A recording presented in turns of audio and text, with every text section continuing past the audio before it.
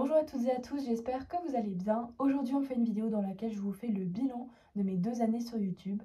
Qu'est-ce que j'ai appris malgré moi? Quels sont les aspects positifs que j'en retire?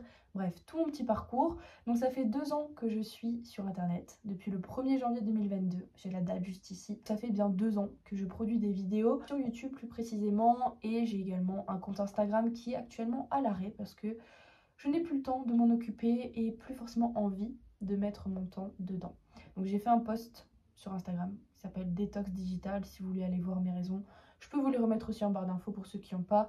Mais en gros, je fais une petite pause. Je ne sais pas du tout si je reviens, si je reviens pas. On est vraiment dans une phase où je me concentre sur le professionnel. J'ai une formation importante à passer prochainement, un examen. Donc je me concentre là-dessus et on verra ensuite. J'ai noté ici quelques points sur ce que j'ai appris et ce que ça m'a apporté.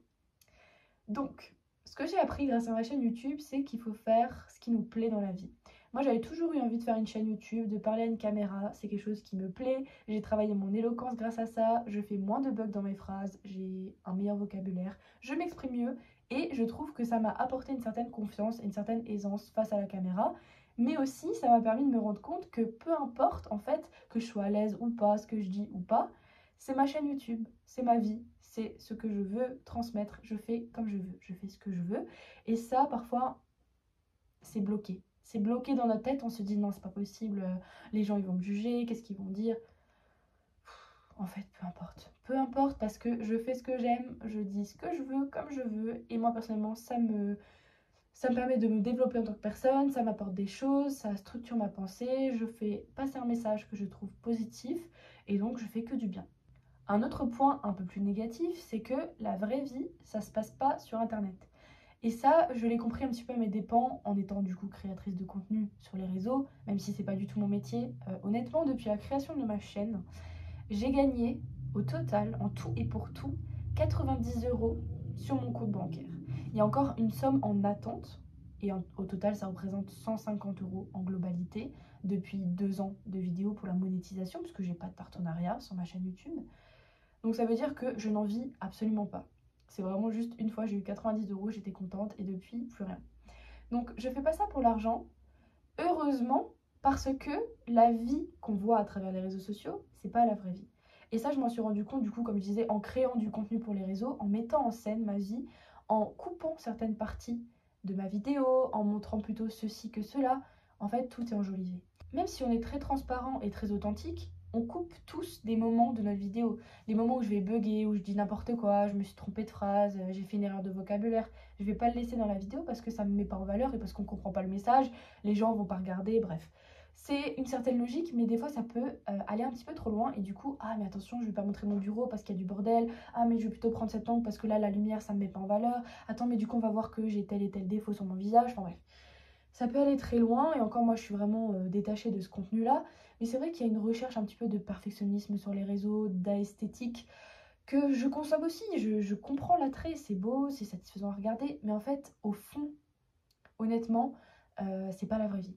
C'est pas tenable, c'est pas la réalité des gens. La plupart des gens, en fait, ont un quotidien pas esthétique, pas instagrammable et c'est pas grave. C'est voilà, c'est juste que c'est enjolivé sur les réseaux et c'est vrai que quand on crée du contenu, on voit encore un peu plus les rouages, on peut un peu déceler tout ça et on prend du recul. Aussi, voilà, on montre que ce qu'on a envie, on va pas montrer quand on est triste, quand on est malade, quand on n'est pas bien, quand nos proches ont un souci, on n'en parle pas. Si on a une galère, c'est géré en dehors des réseaux sociaux pour la plupart des gens. Donc franchement, ça n'apporte pas beaucoup plus d'informations sur une personne, si ce n'est ce qu'elle veut bien montrer. Il ne faut pas se fier à ce qu'on voit sur les réseaux. Il y a beaucoup de gens qui enjolivent, qui mentent même, qui se mettent en scène. Voilà, c'est une plateforme où on peut s'exprimer, mais c'est pas forcément un média fiable dans lequel on peut croire tout ce qu'on voit. Enfin bref, voilà, même si je pense qu'il n'y a aucun média dans lequel on peut tout croire, mais voilà. Ensuite, les autres auront toujours des avis et il y a des haters partout. Voilà, il y aura toujours des gens mécontents, des gens qui vont vous jalouser, des gens qui vont trouver ça nul. Et c'est pas grave. En fait, il y a toujours des gens qui vont être à l'avis complètement opposé de ce que vous pensez. C'est juste que dans la vraie vie, vous les rencontrez pas forcément parce que vous empruntez 2 chemins différents. C'est juste que sur Internet, ben, tous les gens se rencontrent, toutes les personnes se rencontrent, pardon. Et ça peut former un certain brouhaha parce qu'il y a des échanges d'opinions qui ne sont pas toujours respectueux.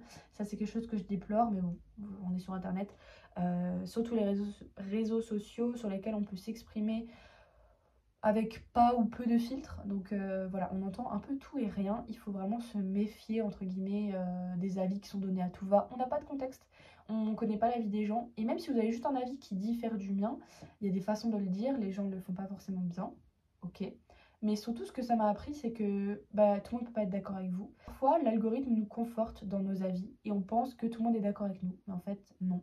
Et c'est en faisant du contenu, en s'exposant, qu'on voit que du coup, c'est pas le cas, qu'il y a vraiment des gens qui vont tomber sur votre vidéo et qui vont juste vouloir déverser leur haine ou propager un avis négatif mais dénigrant pour les gens qui font des vidéos ou autres. Il y en aura toujours, mais c'est pas pour autant qu'il faut arrêter. Franchement, si vous avez envie aujourd'hui de lancer une chaîne YouTube, un podcast, faire des photos sur Instagram ou autre, faites-le. Franchement, faites-le. Demain, on ne sait pas si vous pourrez encore le faire. C'est pas pour être dramatique, mais franchement, la plupart du temps, ça fait de mal à personne. Je veux dire, moi qui publie mes vidéos sur le minimalisme, qui raconte ma vie sur comment j'ai économisé tant d'argent, ou fait ceci ou cela, ou désencombré, au pire, ça plaît pas aux gens, ils regardent pas. Fais ce qui te plaît à toi. Si toi, ça te plaît de faire des vidéos et du montage, ben fais-en. Il n'y a pas de gêne à avoir par rapport à ça. C'est pas parce que c'est quelque chose de public que du coup, c'est malsain ou c'est pas aussi bien que faire autre chose. Ensuite, sur les réseaux sociaux, donc comme il y a beaucoup de monde qui peut vous regarder quand vous êtes en public, évidemment, il y a des gens qui seront peut-être mal intentionnés et on ne sait jamais qui nous regarde. Donc il faut quand même un minimum contrôler son image, je pense, parce que peut-être cette vidéo sera visionnée par mon employeur, peut-être qu'elle sera visionnée par mes voisins, par quelqu'un qui m'aime pas du tout, quelqu'un qui m'a connu il y a 10 ans, quelqu'un que j'ai pas encore rencontré mais qui me connaît de par une relation. Donc en fait, les gens se font une idée sur vous et vont consommer du contenu sur vous. Mais s'il y a des choses sur lesquelles vous n'êtes pas à l'aise, vous n'aimeriez pas qu'on le sache, il ne faut pas le dire sur Internet, tout simplement. Parce que les gens, ils retiennent l'info. Internet a une bonne mémoire et du coup, ça peut se retourner contre vous. Voilà. Après, bon, l'aspect sécuritaire, faut jamais donner son adresse, tout ça, vous le savez déjà, mais je le répète. Parce que quand on est jeune, des fois, il y a une certaine naïveté par rapport à Internet. Et je pense que là, en grandissant, moi j'ai 24 ans cette année, dans quelques mois, donc je me rends compte que ouais, il faut faire quand même un petit peu attention, un minimum. Voilà. Et enfin, je dirais que c'est pas parce qu'on est moins actif sur les réseaux sociaux que tout est perdu. Il n'y a pas besoin d'être hyper actif sur les réseaux pour créer une communauté et avoir des liens avec des personnes qui partagent les mêmes idées. Moi, en ce moment, je suis moins active parce que sur Instagram, je fais une pause et sur YouTube, j'essaye de maintenir un petit peu mon rythme, mais j'ai du mal parce que je me concentre plus sur des projets professionnels. Mais c'est pas grave parce que je suis à un moment de ma vie où je peux pas produire une vidéo par semaine. Avant, je pouvais parce que j'étais au chômage, je n'avais pas de travail, donc mes journées pouvaient se résumer à faire de la création de contenu. Puis j'ai retrouvé un emploi, deux emplois et le troisième qui est le bon maintenant, dans lequel je suis et j'ai plus du tout cette énergie et ce temps à passer devant les vidéos, à les produire, parce qu'en fait c'est une passion pour moi, c'est pas mon métier. Donc voilà, pour autant, les gens continuent à me suivre, à m'écrire, à prendre mes nouvelles, et merci d'ailleurs en commentaire et sur Instagram de le faire. Vous êtes quand même présents, c'est pas parce que je vais pas publier une fois une vidéo que je vais perdre tous mes abonnés et que je vais devoir tout recommencer.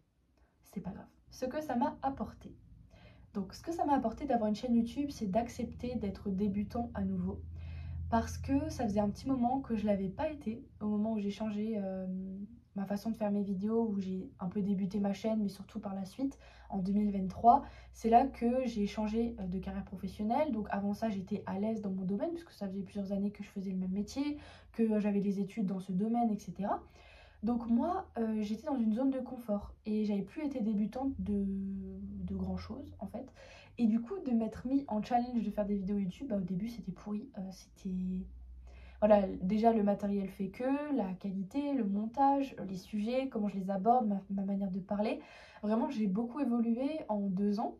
Donc vous regarderez si vous voulez mes premières vidéos sur la chaîne. C'était vraiment des vidéos qu'aujourd'hui je ne consommerais pas personnellement. Voilà.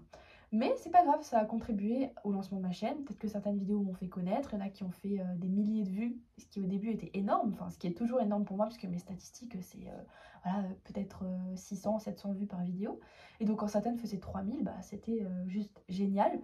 Mais j'ai été nulle. Il faut accepter d'être nulle au début. Et je dis pas ça en me dénigrant, je dis juste que j'ai été débutante. Et il faut commencer de quelque part. Donc voilà. Ça m'a appris que c'est pas grave de se mettre dans une position plus vulnérable et de recommencer quelque chose.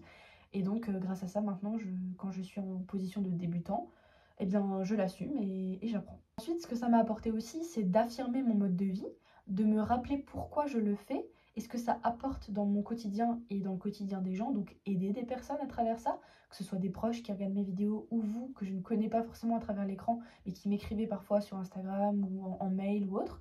Donc en fait, je vois un impact à mon échelle de diffuser un mode de vie que je trouve sain, que je trouve économe, écologique, je sais pas moi, juste plein de bon sens. Et du coup, je me dis, bah en fait, voilà, je sais pourquoi je fais les choses, j'ai un but et ça sert à quelque chose. Et ça, en tant qu'être humain, de trouver du sens, c'est très important et moi, ça m'aide beaucoup. Ensuite, ça m'a également apporté beaucoup de connaissances en termes de communication, de montage. Je sais maintenant comment fonctionne un petit peu mieux l'algorithme de YouTube et Instagram, même si personne n'est vraiment professionnel de ça, mais on voit un petit peu comment sont créées les tendances, quelles sont les manières d'aborder les sujets, comment on peut créer un impact plus important sur nos vidéos ou pas. Il y a des stratégies de communication assez offensives qui vous permettent de créer une communauté très très grande, d'avoir beaucoup de followers. Mais voilà, moi c'est pas mon but. Par contre, j'ai appris des choses là-dessus et c'est vrai que c'est intéressant de voir comment est fait le marketing, la communication, surtout sur les réseaux sociaux. Ensuite, j'ai appris beaucoup de choses par rapport à l'encadrement de cette activité aussi, qu'est-ce qu'on peut faire, qu'on peut pas faire. Voilà, je me suis intéressée au cadre légal de tout ça, j'ai appris comment faire du montage, des retouches, même si voilà, je suis loin d'être pro. Encore une fois, c'est pas mon métier, mais ça m'apporte des compétences aussi sur l'éloquence. Je crois que je l'ai dit tout à l'heure, ou je sais plus si j'ai coupé cette partie ou pas de la vidéo, mais ça m'a appris à mieux m'exprimer. J'essaye de faire plus attention à mon vocabulaire. Je bégaye moins, même dans la vraie vie, parce que j'ai eu cet entraînement à travers différentes vidéos. Et enfin, ce que ça m'a apporté, bah, c'est évidemment des rencontres, des expériences partagées, des témoignages, de l'inspiration, que ce soit avec mes collègues minimalistes qui font d'autres vidéos ou avec vous directement en échange messages, mails, commentaires. Ça me permet en fait d'enrichir aussi mon parcours et de me nourrir de vos expériences. Et ça, je pense que c'est juste le but premier quand tu es créateur de contenu, c'est de créer du lien avec ta communauté, de chercher des gens en fait qui ont le même intérêt que toi, que t'as pas autour de toi physiquement. Parce que oui, la vraie vie c'est dehors, c'est en dehors de l'écran. Mais dans la vraie vie, moi je connais pas de minimaliste en fait, ou très peu. Et pareil, frugaliste, c'est quoi ce truc? C'est un peu un gros mot, c'est des radins, on sait pas trop. Donc voilà, de trouver des gens qui sont dans le même esprit, qui comprennent les tenants et aboutissants du mode de vie et qui sont informés, qui t'apportent en plus des connaissances, bah ça t'enrichit. Donc moi c'est pour ça que je le fais, c'est pour diffuser ce message et avoir des retours. Donc si ça vous a plu, n'hésitez pas à m'en faire un en commentaire, n'hésitez pas à liker, commenter, vous abonner. J'espère que je vous retrouve bientôt dans une vidéo, je sais pas du tout comment ça va se gérer au niveau du planning. Je me mets pas trop de pression, mais je vous préviens quand même. Je vous souhaite une belle journée, prenez soin de vous et à bientôt.